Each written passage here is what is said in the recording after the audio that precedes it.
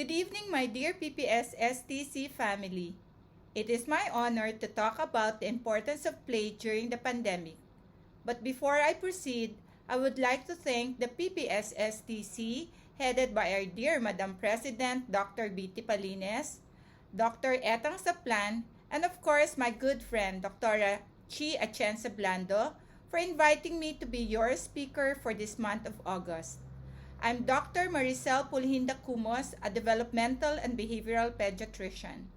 So with your indulgence, let me discuss a simple but yet relevant topic for every pediatrician to know, especially at this time of pandemic.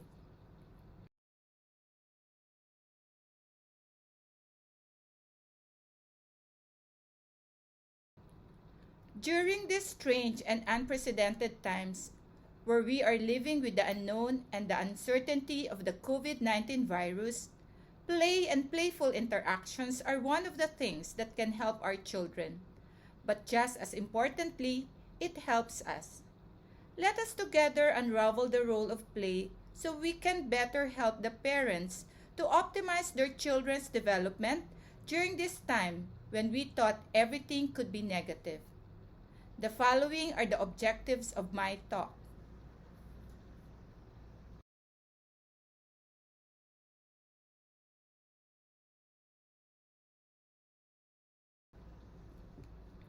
So to better understand how play affects the brain development, let us first have a quick review on the brain architecture.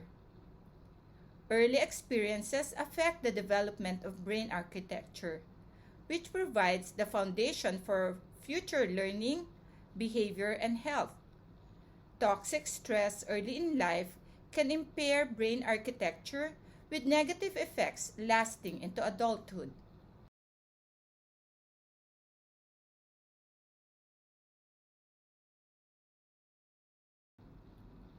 When discussing child development, the role of nature and nurture has been overemphasized. Pediatric healthcare professionals have long known that both sets of factors, nature and nurture, are important in the complex processes of child development and behavior.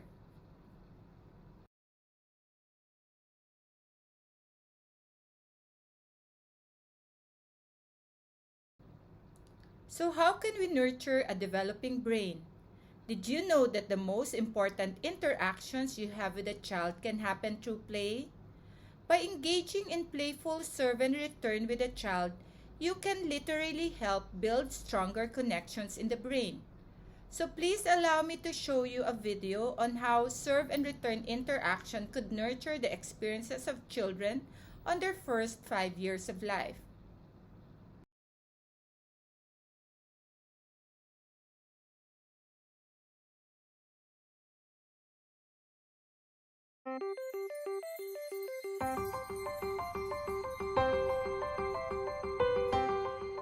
The key to forming strong brain architecture is what's known as serve and return interaction with adults.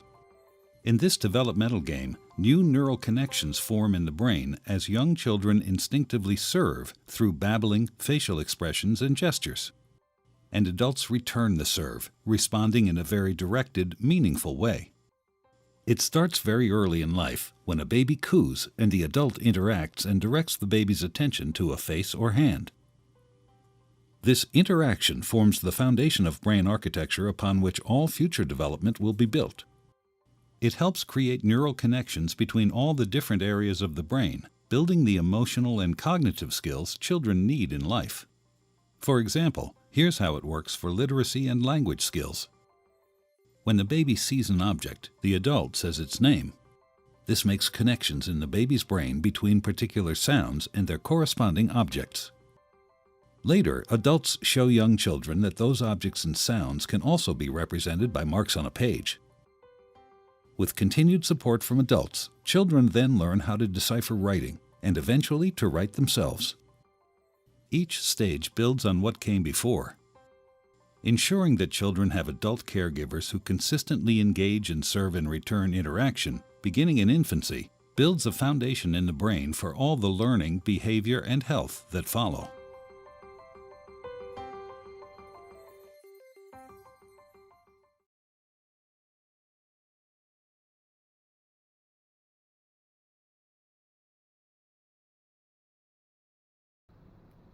So how does play develop?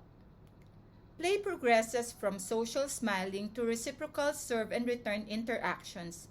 The development of bubbling, games such as peekaboo, hopping, jumping, skipping, and even running, or what we call caregiver-infant interaction, is the earliest form of play. Play could be voluntary and often has no extrinsic goals. It should be fun and often spontaneous. Play is also children's natural way to communicate, work through their feelings, and connect to others, and to find ways to understand what is happening. Playful interactions with parents help children develop their socio-emotional skills that is important in lifelong development.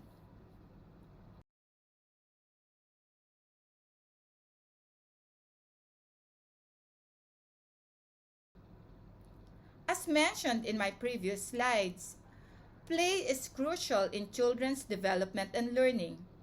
Instinctively, we know this, but we sometimes trivialize play when we refer to children as just playing.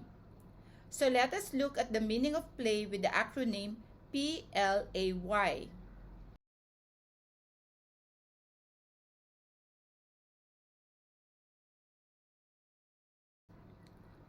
Play should facilitate problem-based learning. Whenever a child plays, they are seeking to solve a problem. Just watch your child at play and see if you can figure out what problem is being solved.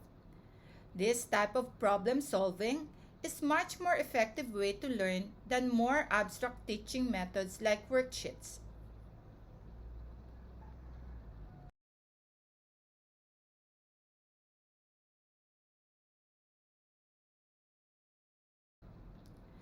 Play should be language rich. Listen to the language that children use when they play together. They use sophisticated language that we don't ordinarily hear from them in other non-play situations. During play, children are motivated to read and write. It is where they see the meaning and function of print, which helps them build a strong foundation for literacy learning.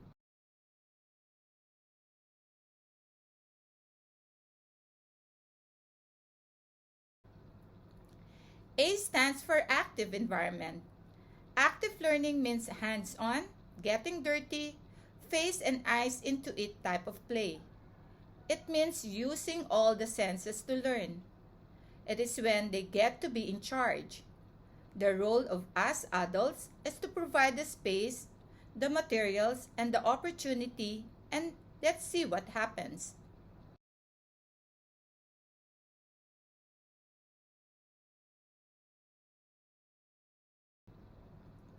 Y stands for young children. Children are fellow human beings with rights, including the right to play. So let children play.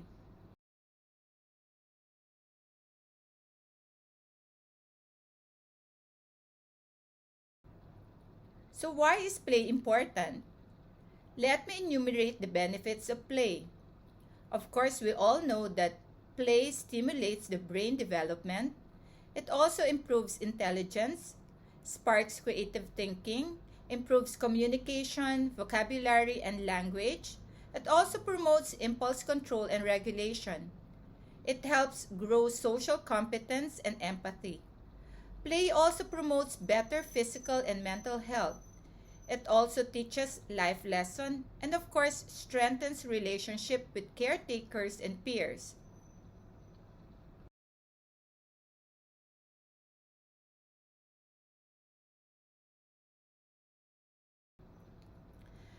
Play also has benefits for us adults. In a study by Borkland et al., the benefits were enumerated as follows. Play allows adults to relive the joy of their own childhood and rejuvenate themselves. Play also helps in understanding nonverbal behavior in young infants.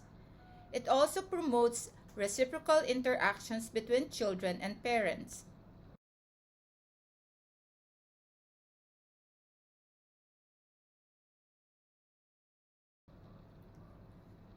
So we all know that as pediatricians, It is our responsibility to ensure that the children we take care of are growing well, but sometimes we forget that it is our responsibility as well to ensure that their development is proceeding on track and optimally.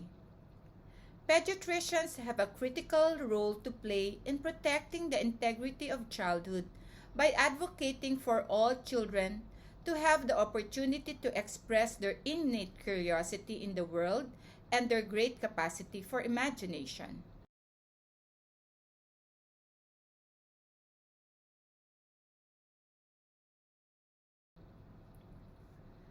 So the pediatrician should know the prescription of play. Play is essential, just as lugaw is also essential. So what can we do to help keep this ingrained in the minds of parents and caregivers? The AAP recommends that the pediatrician should encourage parents to respond to the nonverbal behavior of infants to help them better understand this unique form of communication, as what I've mentioned already in serve and return. We as pediatricians should also advocate for the protection of children's unstructured playtime. We also should encourage or advocate preschool educators to focus on playful rather than didactic learning. We also have to encourage playful learning for parents and infants by writing a prescription for play for every child visit in the first 2 years of life.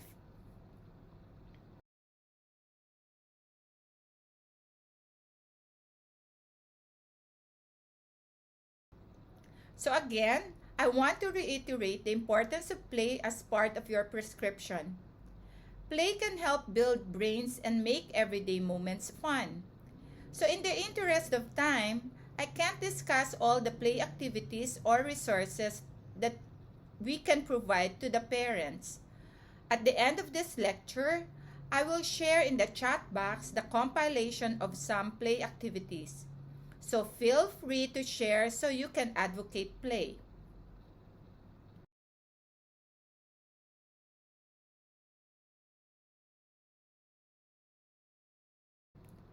If play is needed and beneficial to the growth and development of a child under normal circumstances, now that we are in the midst of a pandemic, all the more it has become imperative to integrate play to help the child cope better with the stress of being cooped up at home and not being able to go out and interact socially with friends.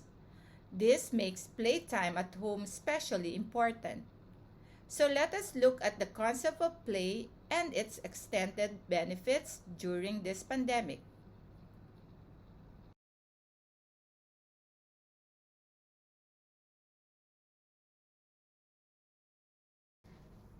Pediatricians might ask, can we still advocate play even during pandemic? Of course, the answer is yes.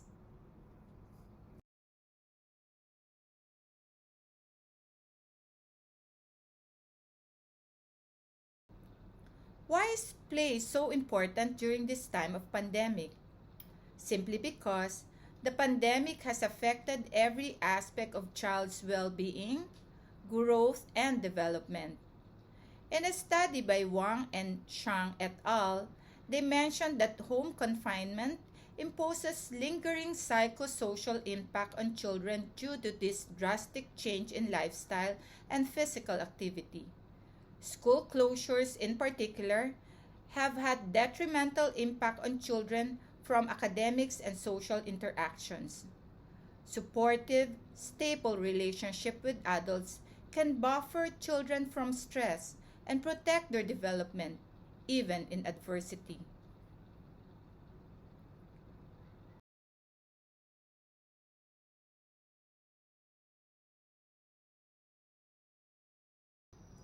It's true that during stressful periods, it can be hard to prioritize the time for play. However, it is during these times that play is most needed. Singing, dancing, and playing games together are good stress relievers and are a great way for both children and caregivers alike to have fun even in the midst of stressful situations. As parents contend with the multiple challenges we are facing during this pandemic, engaging in meaningful play activities with our children can also improve our own mental well-being. Playing also helps our children manage their emotions and maintain a sense that everything is and can be okay. Thus, play becomes all the more important for children to cope with pandemic-related uncertainty, stress, and fear, and to develop resilience.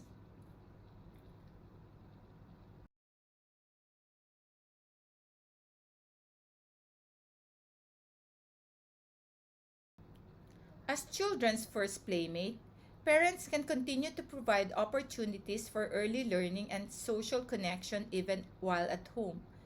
Even in stressful times, play can also strengthen positive parent-child interaction. It can lay a foundation for socio-emotional skills development and mental health that will last into the future.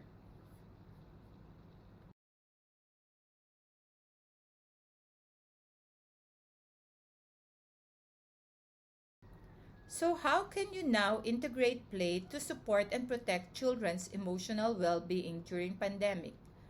Forkley et al. Came up with the following recommendations.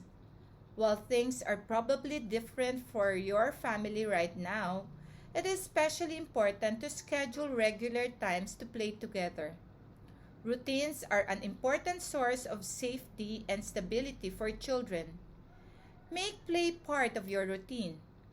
Be clear with your child about when these playtimes are going to be and let them know that during these designated times, your focus will be entirely on them. Another part of the recommendation is creating a safe place. By creating a safe place, it doesn't mean only physical but also emotional environment by practicing the 3 R's: reassurance, routines, and regulations.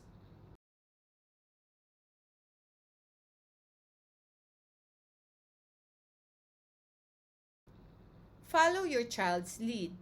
Child-led play will look different depending on your child's age and developmental stage.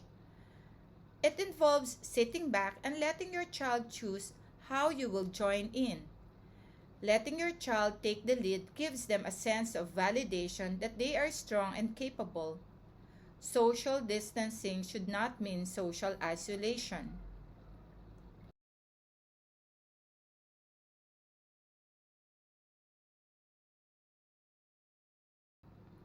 Another recommendation is to connect with your child by sharing stories together. Stories offer children a way to make sense and meaning of what is happening to them. Your child may find that making up their own story helps them to process the worries they might have about the coronavirus.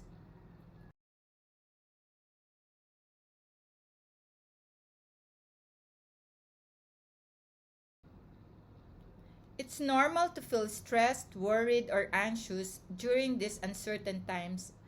Remember that this situation is completely new to all of us. You might be struggling to make sense of things yourself and helping your child understand what is really happening. So you have to create opportunities to take care of yourself. Remember, it's okay not to be okay.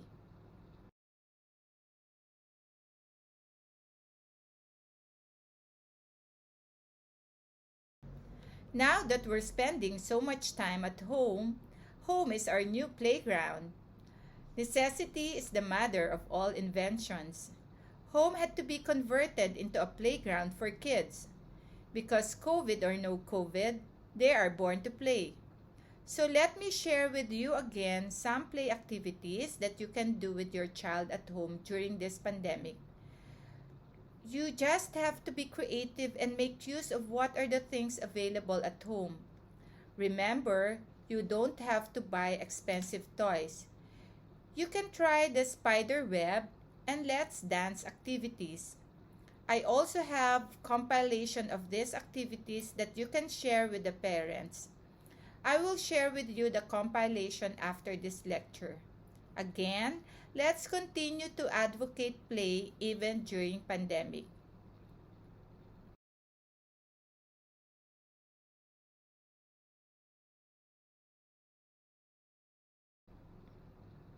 You can also try indoor basketball. You just need clean bucket and roll up a sock into a ball. Dance and freeze could also be fun and would help develop listening, coordination, and imagination, as well as enables the child to identify rules.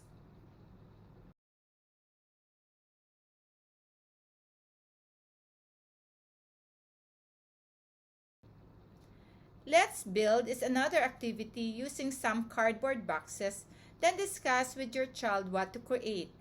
All these fun activities could develop imagination, planning skills, and of course, help parent and child bonding.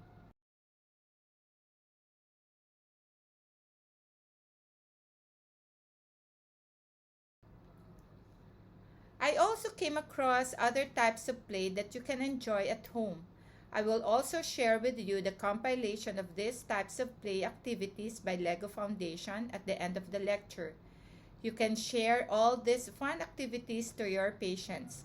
Again, let's continue to advocate play.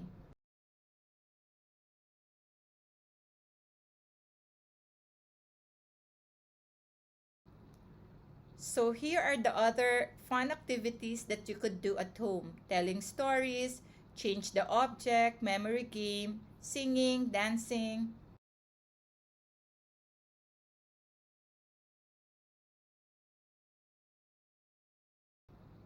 So how about screen time? So before I discuss the effect of screen time during pandemic, let's have a quick review of the latest AAP screen time recommendations. We all know that AAP calls for no screen time for 18 months or younger, except for video chatting with family. For 18 months to 2 years, limit screen time and avoid solo use. Choose high-quality educational programming, and parents should watch with kids to ensure understanding. For 2 to 5 years old, limit screen time to an hour a day. Parents should watch as well. For 6 years or older, we have to place consistent limits on the time spent and types of media. Don't let screen time affect sleep, exercise, and other behaviors.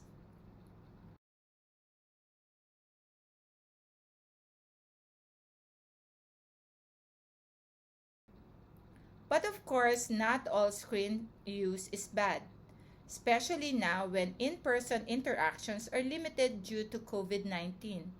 For our children, screens are their window into today's socially distanced world.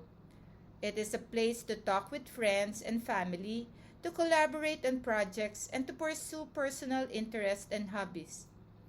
Digital screens are part of our lives. Here, they can access information, news, and advice, and when used appropriately, can even enhance student learning.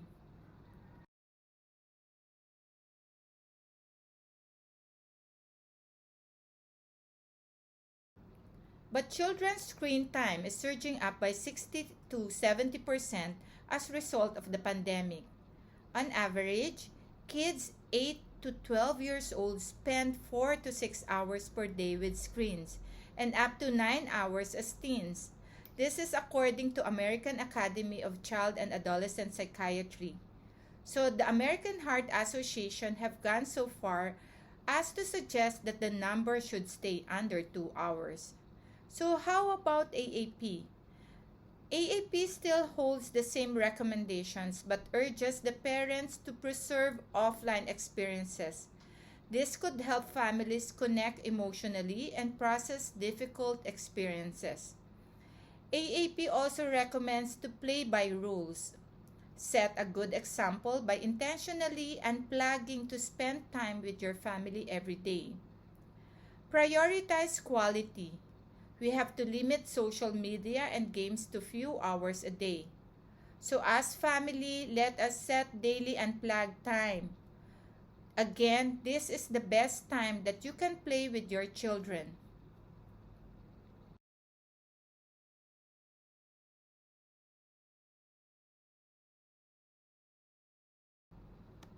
Parents might be worried about how all the screen time is affecting their child's eyes. Staring at screen for hours can lead to eye strain, blurry vision, and even dry eyes. However, there are ways to prevent those problems. Of course, always remind your children to monitor screen time. Make sure this digital world does not interfere with other important activities like sleep and exercise. The AAP also recommends that children do not keep devices in their bedrooms so they are not tempted to use them past bedtime. Turning devices off 1 hour before bedtime could also help. We also have to remind them to exercise. Getting some exercise can give children's eyes a break from screens. You can also use a timer to remind children to put down screens for at least 10 minutes every hour. There is also a recommendation to use 20-20-20 rule. You have to look away from the screen every 20 minutes and focus on an object at least 20 feet away for at least 20 seconds. And blink often. Encourage your child to blink to prevent dry eyes.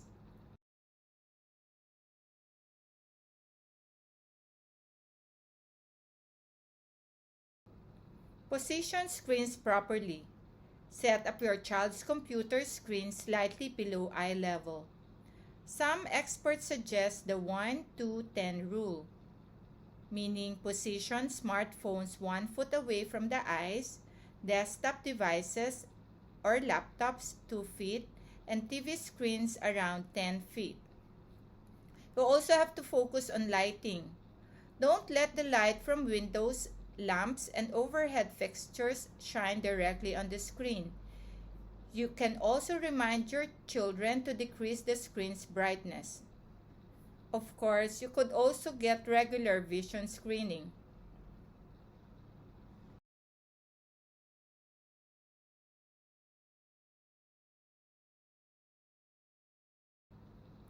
It's understandable to relax some of the usual rules in the current crisis.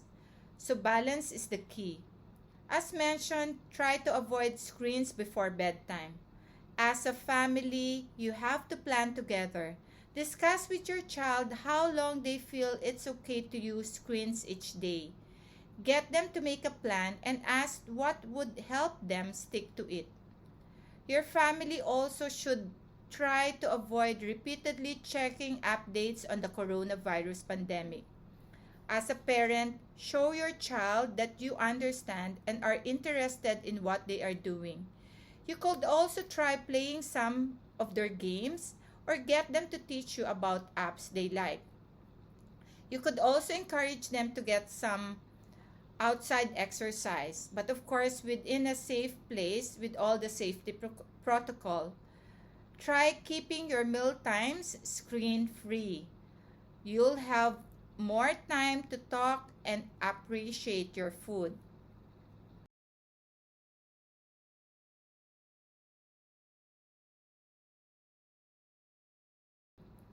The pandemic has affected almost all aspects of our lives.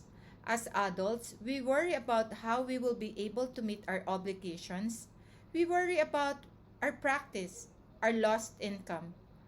Those in the marginalized sectors worry about where to get the next meal to put on the table. We stress about everything. Even working from home creates a lot of stress for us. We get so caught up with our own stresses that we fail to recognize that children go through their own stresses as well, especially now that the pandemic has restricted their movements and interactions with their friends. So this is the best time to connect with your child. Sit down on the floor and play with them.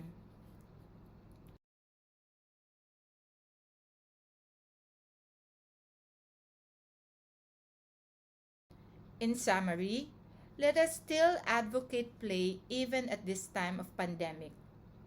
We were just lucky because we grew up in an era where we didn't have to worry about getting this virus. We could freely go out and play. We went to school and learned together with our classmates. The sad reality is, the pandemic has taken away the joy of being a child. But we should not let this pandemic take away the child's childhood completely. There are ways to help the child cope with the new normal. And as pediatricians, I encourage you to work with the parents, empower them, and help them make this world an interesting place to live in for our children.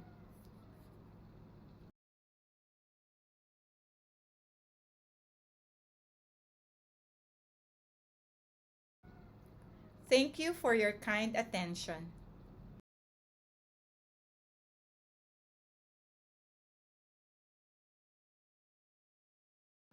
So before I end, I'd like to invite you on our PSDBP Biennial Convention. This will be on September 8 and 9, growing up during the pandemic. So if you want to learn more about child development during the pandemic, please attend our PSDBP Biennial Convention.